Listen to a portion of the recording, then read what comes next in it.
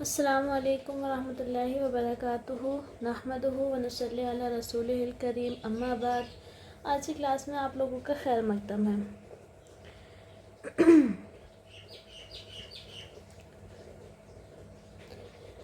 تو آج عقیدہ کی دوسری کلاس میں ہے، اور ہم لوگ جو ہے پچھلی کلاس میں ہم نے اس بارے میں بات کی تھی کہ 4 چیزوں کا سیکھنا مسلمان پر واجب ہے۔ ان میں سے پہلی چیز ہے علم، پھر عمل، پھر الدعوہ الیہ، اور اس کے بعد الصبر۔ یہ 4 چیزیں ہیں جن کو سیکھنا ضروری ہے۔ پھر اس کی تھوڑی ڈیٹیلز تھی۔ اس کے بعد آپ لوگوں نے یہ پڑھا تھا کہ ہر مسلمان مرد اور عورت پر 3 چیزوں کو سیکھنا اور پھر ان 3 چیزوں کے اکارڈنگ عمل کرنا ضروری ہے، ٹھیک ہے؟ تو پہلی چیز کیا تھی؟ ہمیں یہ جاننا ہے کہ اللہ ہی نے ہمیں پیدا کیا، اسی نے ہمیں رزق دیا، اور اس نے ہمیں بغیر نگرانی کے نہیں چھوڑا، بلکہ ضرورت کے حساب سے ہر قوم کے پاس اس نے رسول بھیجا، اور جس نے اس رسول کی اطاعت کی وہ جنت میں جائے گا، اور جس نے اس رسول کی نافرمانی کی وہ جہنم میں جائے گا۔ اور یہ چیز اللہ رب العالمین نے قرآن میں بہت سارے آیتوں کے ذریعے ہمیں بتائی ہے، ہم تک پہنچائی ہے، ٹھیک ہے؟ تو اور دوسری چیز جس کا جاننا اور جس کے اکارڈنگ عمل کرنا ضروری ہے وہ یہ تھی کہ اللہ رب العالمین اس بات سے راضی نہیں ہے کہ اس کی عبادت میں اس کے ساتھ کسی اور کو شریک کیا جائے، نہ تو کسی کامن چیز کو، نہ ہی کسی کامن مین کو، نہ ہی کسی خاص نبی، رسول یا فرشتے کو، کسی کو بھی نہیں۔ اللہ رب العالمین کو اس کے عبادت میں تنہا جاننا یہ ضروری ہے، اور اس کی بھی ہم نے دلیل پڑھی تھی۔ اب آج کا سبق جو ہے اس کے آگے ہم کنٹینیو کریں گے۔ تو جو 3 چیزیں جاننا اور جن کے اکارڈنگ عمل کرنا ہمارے لیے ضروری ہے، ان میں سے لاسٹ چیز یہ ہے الثالثة ان من اطاع الرسول ووحد الله لا يجوز له موالاة من حاد الله ورسوله ولو كان اقرب قریب۔ دیکھیں یہاں ایک ورڈ ہے حادہ۔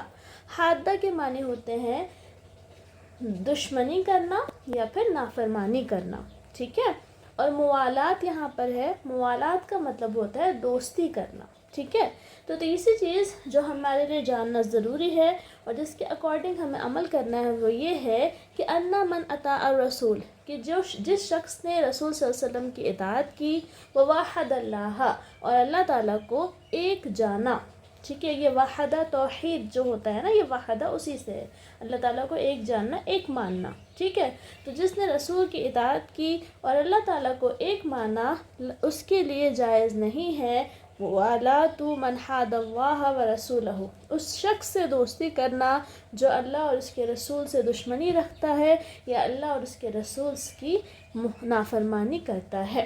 وَلَوْ كَانَ أَقْرَبَ قَرِيبٍ، گرچہ وہ سب سے قریبی انسان ہی کیوں نہ ہو، ٹھیک ہے؟ تو جو شخص رسول صلی اللہ علیہ وسلم کی اطاعت کرے اور اللہ تعالیٰ کو ایک مانے، اس کے لیے ایسے شخص سے دوستی کرنا جائز نہیں ہے جو اللہ اور اس کے رسول سے دشمنی رکھتا ہو یا پھر ان کی نافرمانی کرتا ہو۔ وَلَوْ كَانَ أَقْرَبَ قَرِيبٍ، گرچہ وہ سب سے زیادہ قریبی ہی کیوں نہ ہو، ٹھیک؟ اب اس کی بھی دلیل دے رہے ہیں۔ ہماری کتاب میں کوئی بات بغیر دلیل کے نہیں ہے، تاکہ اعتراض کرنے والوں کو یہیں پر اس کا جواب مل جائے، ٹھیک ہے؟ وَالدَّلِيلُ قَوْلُهُ تَعَالَى، اس کی دلیل اللہ رب العالمین کا یہ قول ہے، لا تجد، اعوذ باللہ من الشیطان الرجیم، لا تجد قوما یؤمنون باللہ والیوم الآخر یوادون من حاد اللہ ورسولہ ولو كانوا آباءهم او ابناءهم او اخوانهم او عشیرتهم اولئک كتب في قلوبهم الایمان وأیدهم بروح منه ويدخلهم جنات تجری من تحتها الانہار خالدین فیہا رضی اللہ عنہم ورضوا عنہ اولئک حزب اللہ الا ان حزب اللہ هم المفلحون۔ تو اللہ رب العالمین فرماتا ہے، لا تجد قوما، آپ کسی ایسی قوم کو نہیں پائیں گے، کسی ایسی قوم کو جو اللہ اور آخرت کے دن پر ایمان رکھتی ہے۔ آپ کسی ایسی قوم کو جو اللہ اور آخرت کے دن پر ایمان رکھتی ہے، اس شخص سے دوستی کرتا ہوا نہیں پائیں گے، من حاد اللہ ورسولہ، جو اللہ اور اس کے رسول سے دشمنی رکھتا ہے، ولو كانوا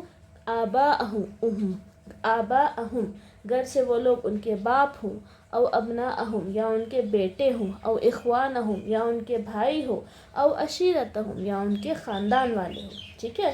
تو آپ کسی ایسی قوم کو جو اللہ اور آخرت کے دن پر ایمان رکھتی ہے اس شخص سے دوستی کرتا ہوا نہیں پائیں گے جو اللہ اور اس کے رسول سے دشمنی رکھتا ہو، گرچہ وہ ان کے باپ ہوں یا بیٹے ہوں یا بھائی ہوں یا خاندان والے ہوں، ٹھیک ہے؟ اولئک کتب فی قلوبہم الایمان، یہی لوگ ہیں جن کے دلوں میں اللہ تعالیٰ نے ایمان کو لکھ دیا ہے، وأیدہم بروح من، اور اپنی جانب سے روح کے ذریعے ان کی مدد کی ہے، ان کی تائید کی ہے یا انہیں سپورٹ کیا ہے، وَيُدْخِلُهُمْ جَنَّاتٍ تَجْرِي مِن تَحْتِهَا الْأَنْهَارُ، اور وہ انہیں ایسی جنتوں میں داخل کرے گا جن کے نیچے نہریں جاری ہوں گی، خالدین فیہا، وہ لوگ ان میں ہمیشہ ہمیش رہیں گے، رضی اللہ عنہم، اللہ تعالیٰ ان سے راضی ہو گیا، ورضوا عنہ، اور وہ بھی اللہ سے راضی ہو گئے، اولئک حزب اللہ، یہی اللہ کی جماعت ہے، الا ان حزب اللہ هم المفلحون، آگاہ ہو جاؤ یا جان لو کہ اللہ کی جماعت ہی کامیاب ہونے والی ہے، اللہ کی جماعت ہی فلاح پانے والی ہے۔ تو اس آیت میں اللہ تعالیٰ نے صاف کہہ دیا ہے کہ جو اللہ پر ایمان رکھتے ہیں، جو یوم آخرت پر ایمان رکھتے ہیں، وہ کبھی بھی اللہ کے دشمن سے یا اللہ کے نافرمان سے دوستی نہیں کر سکتے۔ تو یہ ہمیں جاننا ضروری ہے اور اسی کے اکارڈنگ ہمارے لیے عمل کرنا ضروری ہے۔ جو اللہ اور اس کے رسول سے دشمنی رکھتے ہیں یا اللہ کے سخت نافرمان ہیں، ان سے ہمیں دوری بنا کر رہنا چاہیے۔ اب جو ہے ہم آگے بڑھتے ہیں، اللہ رب العالمین، اب آگے بڑھتے ہیں تو آگے جو ہے صاحب کتاب کا کہنا ہے وَعْلَمْ أَرْشَدَكَ اللَّهُ لِطَاعَتِهِ أَنَّ الْحَنَفِيَّةَ مِلَّةَ إِبْرَاهِيمَ أَن تَعْبُدَ اللَّهَ وَحْدَهُ مُخْلِصًا لَهُ الدِّينَ وَبِذَلِكَ أَمَرَ اللَّهُ جَمِيعَ النَّاسِ وَخَلَقَهُمْ لَهَا كَمَا قَالَ تَعَالَى وَمَا خَلَقْتُ الْجِنَّ وَالْإِنسَ إِلَّا لِيَعْبُدُونِ وَمَا يَعْبُدُونَ يُوَحِّدُونَ۔ تو اب یہاں پر وہ 3 چیزوں والا ٹاپک ختم ہو گیا، ایک نئی بات شروع ہو رہی ہے، کہہ رہے ہیں وعلم، جان لیجئے، ٹھیک ہے؟ یعنی آپ کو یہ بھی جاننا چاہیے۔ اب بیچ میں جو ہے جنہوں نے کتاب لکھی ہے اور جن کو ہم صاحب کتاب کہہ رہے ہیں، یعنی کہ کتاب والا، ان کا طریقہ ہے وہ بیچ میں دعائیں دیتے ہیں، تو یہ ارشدک اللہ لطاعتہ، یہ بھی آپ کے لیے ایک دعا ہے۔ تو ارشدہ کا مطلب ہوتا ہے راہ دکھانا، ٹھیک ہے؟ شعور دینا، ہدایت دینا، یہ سارے اس کے معنی ہوتے ہیں۔ تو آپ کو دعا دے رہے ہیں کہ اللہ تعالیٰ آپ کو اپنی اطاعت کی راہ دکھائے، یعنی اللہ تعالیٰ آپ کو راہ دکھائے کہ آپ اس کی اطاعت کرنے لگے، ٹھیک ہے؟ تو اللہ تعالیٰ آپ کو اپنی اطاعت کی راہ دکھائے یا اللہ تعالیٰ اپنی اطاعت کی طرف آپ کی رہنمائی کرے۔ اب یہ جملہ ہو گیا، اس کے بعد کہہ رہے ہیں وَعْلَمْ، آپ جان لیجئے، ان الحنفیۃ، کی حنفیت، آپ جان لیجئے کہ حنفیت، اب یہاں پہ پھر سے بریکٹ میں ہے ملت ابراہیم۔ حنفیت سے کیا مراد ہے؟ حنفیت سے مراد ہے ملت ابراہیم، ٹھیک ہے؟ ابراہیم علیہ السلام کو حنیف کہا جاتا ہے۔ کیوں کہا جاتا ہے؟ کیونکہ حنیف کا مطلب ہوتا ہے جو ساری چیزوں کو چھوڑ کر، ہر ساری باقی چیزوں سے اپنا فوکس ہٹا کر صرف اللہ رب العالمین کی طرف اپنا سارا فوکس کر لے، ٹھیک ہے؟ اپنی ساری توجہ، اپنی ساری کنسنٹریشن باقی تمام چیزوں سے ہٹا کر صرف اللہ رب العالمین کی طرف جو کر لیتا ہے، جس کو اردو میں یکسو ہونا کہتے ہیں، یعنی ساری ڈائریکشن سے ناتا توڑ کے بس ایک ہی ڈائریکشن میں، یعنی اللہ تعالیٰ کی ڈائریکشن میں ہی اپنی پوری توجہ لگا دیتا ہے، اسے حنیف کہا جاتا ہے، ٹھیک ہے؟ تو ابراہیم علیہ السلام کو اللہ رب العالمین نے بار بار جو ہے حنیف کہا ہے، کیونکہ ابراہیم علیہ السلام نے ایسا کیا تھا، ٹھیک ہے؟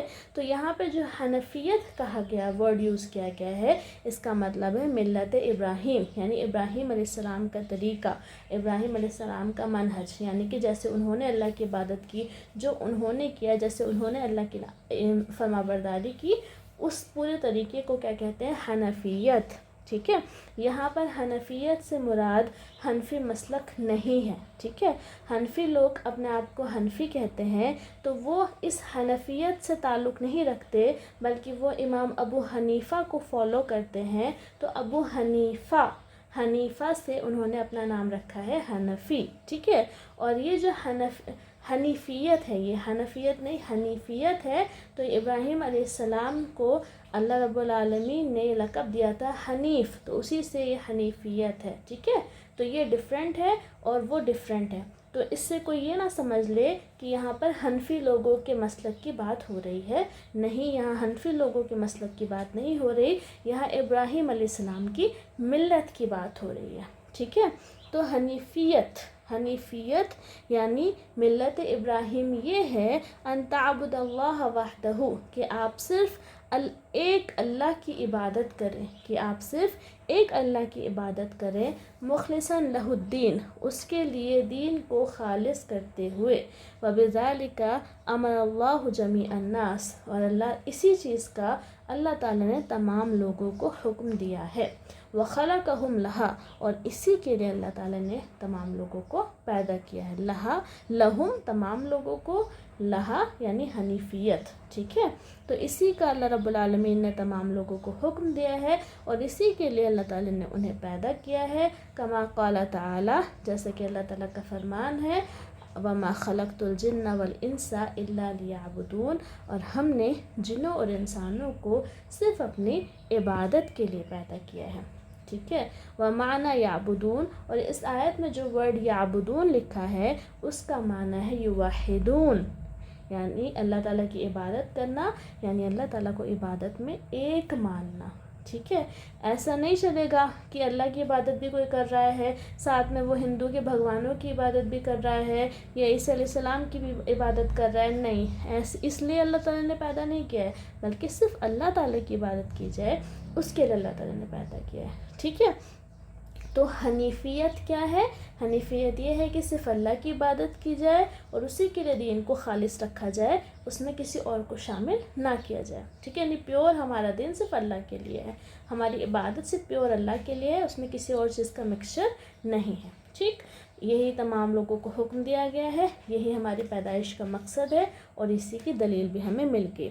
اب یہاں پر یوحدون جو کہا گیا تھا اسی سے تھوڑا سا آگے ہم بڑھ جاتے ہیں. یہاں پر کہہ رہے ہیں وَأَعْظَمُ مَا أَمَرَ اللَّهُ بِهِ التَّوْحِيدُ، اعظم اور سب سے بڑی چیز جس کا اللہ تعالیٰ نے ہمیں حکم دیا ہے وہ توحید ہے. سب سے بڑی چیز جس کا اللہ تعالیٰ نے ہمیں حکم دیا ہے وہ توحید ہے. وَهُوَ إِفْرَادُ اللَّهِ بِالْعِبَادَةِ، توحید کی چھوٹی سی ڈیفینیشن یہاں پر دی گئی ہے. توحید کیا ہے؟ اللہ تعالیٰ کو عبادت میں ایک ماننا. ٹھیک ہے، اللہ تعالیٰ کو عبادت میں ایک ماننا، یہ ہے توحید. تو سب سے بڑی چیز ہے جس کا ہمیں حکم دیا ہے، یعنی ہمیں سب سے پہلے توحید کو فالو کرنا ہے. اس کے بعد ہے وَأَعْظَمُ مَا نَهَى عَنْهُ، اور سب سے بڑی چیز جس سے اللہ تعالیٰ نے منع کیا ہے، جس سے اللہ تعالیٰ نے روکا ہے، وہ ہے الشرک، یعنی کہ شرک. سب سے بڑی چیز جس سے اللہ تعالیٰ نے منع کیا ہے وہ شرک ہے. وَهُوَ دَعْوَةُ غَيْرِهِ مَعَهُ، اور شرک کسے کہتے ہیں؟ شرک کا مطلب ہوتا ہے اللہ تعالیٰ کے ساتھ کسی اور کو پکارنا. یہاں پر غیر ہی جو لکھا ہے اے غیر اللہ، یعنی غیر اللہ، اللہ کے ساتھ غیر اللہ کو پکارنا، یہ شرک ہے اور یہ سب سے بڑی چیز ہے جس سے منع کیا گیا ہے. اب ان دونوں چیزوں کی آگے دلیل ہے تاکہ کسی کو کوئی کنفیوژن نہ ہو. اللہ تعالیٰ دلیل قولہ تعالیٰ، اس کی دلیل اللہ تعالیٰ کا یہ قول ہے وَاعْبُدُوا اللَّهَ وَلَا تُشْرِكُوا بِهِ شَيْئًا، اور تم لوگ اللہ کی عبادت کرو اور اس کے ساتھ کسی چیز کو بھی یا کسی کو بھی شریک نہ کرو. تو اس آیت سے پتہ چلتا ہے کہ سب سے بڑا کام جو ہمیں کرنا ہے وہ ہے توحید، اور سب سے بڑی چیز جسے ہمیں چھوڑنا ہے وہ ہے شرک. ٹھیک ہے، تو یہ دونوں پوائنٹس آپ لوگ ضرور یاد رکھیے گا. اب آگے جو ہے یہاں پر کہا گیا ہے فَإِذَا قِيلَ لَكَ، تو جب آپ سے کہا جائے مَا الْأُصُولُ الثَّلَاثَةُ الَّتِي يَجِبُ عَلَى الْإِنسَانِ مَعْرِفَتُهَا، وہ تین بنیادی چیزیں، وہ تین اصول کیا ہے جن کی جانکاری انسان پر واجب ہے. اگر آپ سے پوچھا جائے تو آپ کیا کہیں گے؟ فَقُلْ، تو آپ کہیے معرفت العبد ربہ ودینہ ونبیہ محمد صلی اللہ علیہ وسلم. تو آپ کہیے بندے کا اپنے رب کو جاننا، اپنے دین کو جاننا اور اپنے نبی محمد صلی اللہ علیہ وسلم کو جاننا. تو اصول ثلاثہ کیا ہے؟ اصول ثلاثہ میں پہلا اصول ہے بندے کا اپنے رب کو جاننا، اپنے رب کی معرفت حاصل کرنا۔ نمبر 2 کیا ہے، یعنی دوسرا اصول کیا ہے، بندے کا اپنے دین کی معرفت حاصل کرنا، یعنی اپنے دین کو جاننا۔ اور نمبر 3 ہے بندے کا اپنے نبی کی معرفت حاصل کرنا، یعنی اپنے نبی کو جاننا۔ تو اب تک جو ہم نے پڑھا ہے اس کا خلاصہ یہ ہے، سب سے پہلے کہ 4 چیزیں جو ہے ہمارے لیے، 4 چیزوں کی جانکاری حاصل کرنا، 4 چیزوں کو سیکھنا ضروری ہے۔ سب سے پہلے ہے علم، یعنی اللہ کی، اس کے نبی کی اور اس کے دین کی معرفت، یہی اصول ثلاثہ بھی ہے جیسا کہ آپ نے ابھی پڑھا۔ تو اصول ثلاثہ کی جانکاری آپ کو لینی ہے۔ اس کے بعد ہے العمل بہ، دوسری چیز ہے اصول ثلاثہ جو ہے ان پر عمل کرنا ہے آپ کو۔ تیسری چیز ہے الدعوۃ الیہ، اس کی طرف آپ کو لوگوں کو دعوت دینی ہے۔ اور چوتھی چیز ہے کہ اس سلسلے میں جو بھی تکلیفیں آئیں گی ان کو برداشت کرنا۔ تو یہ 4 چیزیں سیکھنا ہمیں ضروری ہے، ٹھیک ہے۔ اس کے بعد آپ نے یہ پڑھا تھا کہ عمل اور قول اور عمل سے پہلے علم ہوتا ہے، کیونکہ جب تک ہم صحیح سے جانیں گے نہیں تب تک ہم صحیح سے عمل نہیں کر پائیں گے، اس کی بھی آپ نے دلیل پڑھی تھی۔ پھر آپ نے یہ پڑھا تھا ہر مسلمان اور مرد اور عورت کو 3 چیزوں کو جاننا اور پھر ان کے اکارڈنگ عمل کرنا جو ہے یہ ضروری ہے۔ ان میں سے پہلی چیز تھی کہ آپ کو یہ جاننا ہے کہ اللہ نے پیدا کیا، اللہ نے رزق دیا، اللہ نے ہمارے ہدایت کے لیے رسول کو بھیجا، تو اب جو ہے ہمیں اب اس بھیجے ہوئے رسول کے جو اس نے ہمیں بتایا ہے، بھیجے ہوئے رسول نے، اسی کے اکارڈنگ ہمیں چلنا ہے تو ہم جنت میں جائیں گے، اور اگر ہم نے اس رسول کی نافرمانی کی تو ہم جہنم میں جائیں گے، اور اس کی بھی دلیل ہے۔ اس کے بعد آپ نے یہ پڑھا کہ اللہ تعالیٰ یہ بالکل برداشت نہیں کر سکتا، اس چیز سے بالکل خوش نہیں ہوتا کہ اس کے ساتھ کسی کو شریک کیا جائے۔ اور تیسری چیز یہ پڑھی ہے آپ نے کہ اگر ہم نے اللہ کے رسول کی اطاعت کر لی اور اللہ کے کو ایک مانا، یعنی ہم نے شرک کو چھوڑ دیا، تو اس کے بعد ہمارے لیے ضروری ہے کہ جو بھی شخص اللہ کے اور اس کے رسول سے دشمنی رکھتے ہوں یا ان کی نافرمانی کرتے ہو، ہمیں ان سے دوستی کو چھوڑ دینا ہے، ٹھیک ہے۔ دیکھیے ایک ہوتا ہے دنیاوی تعلقات جو دنیا میں رہنے کے لیے ضروری ہے، اور ایک ہوتا ہے غیر ضروری تعلقات جو انسان محبت اور الفت میں قائم کرتا ہے۔ تو یہاں پر وہی کہنا چاہ رہے ہیں کہ محبت اور الفت کے تعلق، یعنی محبت کی دوستی، گہری دوستی، ایک دوسرے کے گھر آنا جانا، ایک دوسرے سے گھلنا ملنا بنا ضرورت، بنا کسی مجبوری کے، تو یہ سب چیزیں جو ہیں جائز نہیں ہیں، ٹھیک ہے۔ تو یہ 3 چیزیں ضروری ہے۔ اس کے بعد حنفیت کیا ہے، اس کی ڈیٹیل آپ نے پڑھی کہ آپ کو یہ یاد رکھنا ہے کہ حنفیت کیا ہے۔